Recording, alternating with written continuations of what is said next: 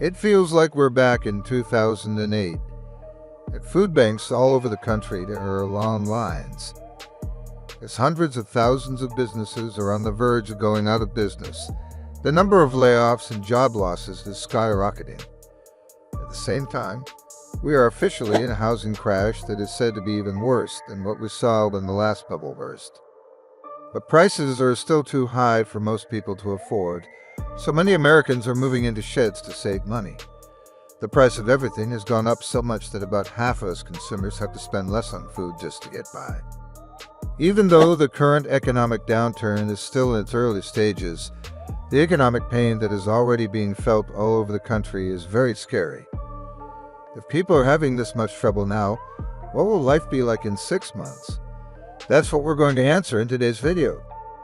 Before we begin, if you haven't subscribed yet, please subscribe to our channel and hit the bell icon to get notified of our new videos.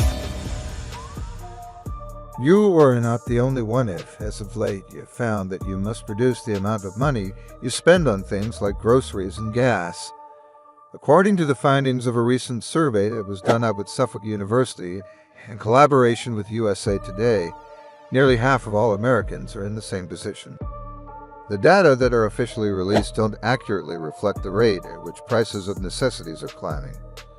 For instance, over the course of the previous year, prices of common foods have increased by 12.6%, which is more than 4 percentage points more than the official inflation rate.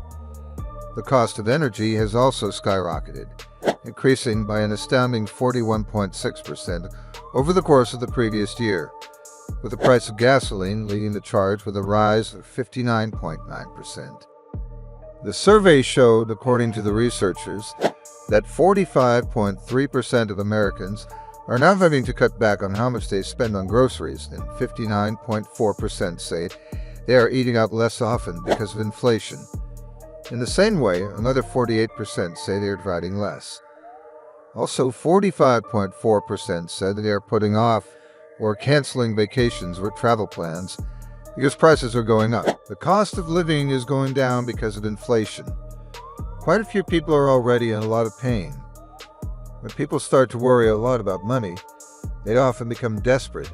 And when people are desperate, they do desperate things. Authorities say that shoplifting is going up in a scary way all over the country. In New York City, people are mostly after food and other things they need. Some stores are now putting canned goods and other ready-to-eat items in theft-proof cases because things are getting so bad. The number of robberies in the city is up by almost 40% right now. Retailers are taking steps to keep thieves from taking products that are often stolen. Willie Staley wrote on Twitter that he saw tins of processed meat for $3.99 sealed in plastic containers that could not be stolen at the Duane Reade inside the Port Authority bus depot in Midtown Manhattan, which is known as one of the dirtiest parts of New York. Staley also found a $3.40 tin of celebrity ham that sells for about the same price and was sealed with the same thing. A Daily Mail report said that a worker at the Duane Reade on West 44th Street in Times Square said that they also lock up ice cream. Many stores feel like fortresses these days because so many items, even everyday ones like deodorant, toothpaste, candy, dish detergent, soap, and aluminum foil are behind locks and keys. Retailers say that the main reason this is happening so often is that organized retail crime is getting much worse all over the United States. Walgreens and CVS said that groups of thieves who steal items from their stores and then sell them on online marketplaces are making them lock up more items and even close some stores. Executives said that stores should only lock up shelves as a last resort, but it has never been done more often. It's also getting more annoying for customers and frustrating for employees who have to carry keys around the store at all times. Paco Underhill, who started the behavioral research and consulting firm EnviroCell, said, "It's extremely discouraging to customers. Even the merchant has a hard time with it. People get why you have to lock up a fur coat or a piece of jewelry, but they don't understand why you have to lock up deodorant. 𝐥𝐢𝐤𝐞, who helped start the business magazine LP Magazine, said that. Another very concerning indicator is the return of the unusually long lines that have been observed recently at food banks around the United States. According to a new research published by 𝐥𝐤𝐤, food banks all across the country are currently seeing record-breaking demand, but they also face record-breaking shortages of food. Food pantries and food banks are an important economic indicator for tracking poverty levels and financial instability in the United States, and over the past 2 months, they have been sounding alarm bells more frequently than usual. The study highlighted the fact that over the past month, there has been a constant trickle of complaints from pantries around the United States claiming that they are now going towards record high demand and record low supply. It seems that food stores are running low everywhere from New York to Wisconsin, to Ohio, to Missouri, to Florida, to Arkansas, to California, and even further afield. On top of that, we're currently in the thick of summer. The holidays are often the busiest time of the year for charitable organizations like food banks and the Salvation Army. According to what they stated, the vast majority of food pantries state that the donations of cash are what they are most in need of, and that these have begun to become less common in terms of essentials.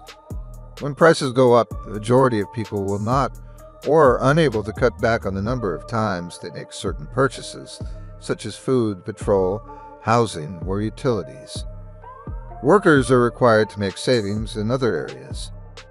Whenever budget cuts are made, charitable organizations are typically the first to feel the impact. They proceeded by saying that the overwhelming number of reports suggests that this upcoming winter would see a high demand for food as well as a limited supply, with little relief coming from organizations that provide assistance with food. There is just not going to be enough food for everyone at some point in the future. Because of this, we sincerely hope that you are making preparations for the very challenging times that are on the horizon, as there will be a cap on the amount that charitable organizations are able to do for the general public. The most prudent course of action would be to begin stockpiling long-lasting dry and canned foods now, while they can still be purchased in neighborhood grocery stores, in order to get ready for the winter months, where the demand for food will increase even further. If they plan ahead correctly, and people who are going through difficult financial times can use pantries to store up on supplies for the months that lie ahead of them. Because it's possible that these identical pantries won't be around in a few short months, the time to take action is right now. Some people in the United States are seeking to drastically cut their living expenditures by literally moving into a shed as a response to the increasing number of people whose finances are being devastated by inflation. One woman from Texas gave an interview to Newsweek, and over the course of the conversation, she expressed her deep remorse at having spent all of her money on a shed. Elizabeth Richforth uploaded a video of herself on YouTube in which she can be seen sweating and with a flushed face. She was living in a shack in Houston, Texas, which lacked both electricity and a running water supply. Me and my boyfriend used all the savings we had to get the shed, she revealed. One viewer was sad about the situation and wrote, "This makes me feel so bad. There aren't enough homes, but the rent keeps going up. It's understandable and brave to want to be self-sufficient." On TikTok, people who live in sheds have posted videos of their shacks that have been turned into homes over 22.2 million times with the hashtag #shitlife. A woman named Jessica Taylor, who is a mother of 4, wrote about some of the strange things about living in a shed. "People think it's really strange that we live in a shed and use a composting bathroom instead of a regular toilet." She says it's a system of buckets. Every time you use it, you put wood chips on it. "After 2 days, we dump the trash into a compost bin in the woods, whether the bucket is full or not. And then, after a few years, it becomes soil. As the economy falls to pieces all around us, more and more people are forced to find other ways to live. Most Americans can no longer afford the American standard of living. But of course, the rich and the people in power keep saying that everything is fine. Even if you don't believe it, the definition of the word recession on Wikipedia was just changed to match what the government says. And do you think this is true? It can't be changed anymore because it has been locked. If you don't believe us, you can look it up for yourself. They really want to persuade us that the crazy price changes we're seeing aren't real, or at least aren't as big of a deal as they seem. But these attempts to keep people quiet never work, because people can always tell when something is wrong. And by now, almost everyone in the US knows that we are in a recession. Sad to say, the changes we've seen so far are just a taste of what's to come. This economic downturn is going to get so bad that it will be a disaster. And that means that soon, millions and millions of Americans will be in an even worse situation. That's all for today. If you like this video, please give it a thumbs up. And if you want to hear more videos from our channel, subscribe and make sure to turn on the bell icon.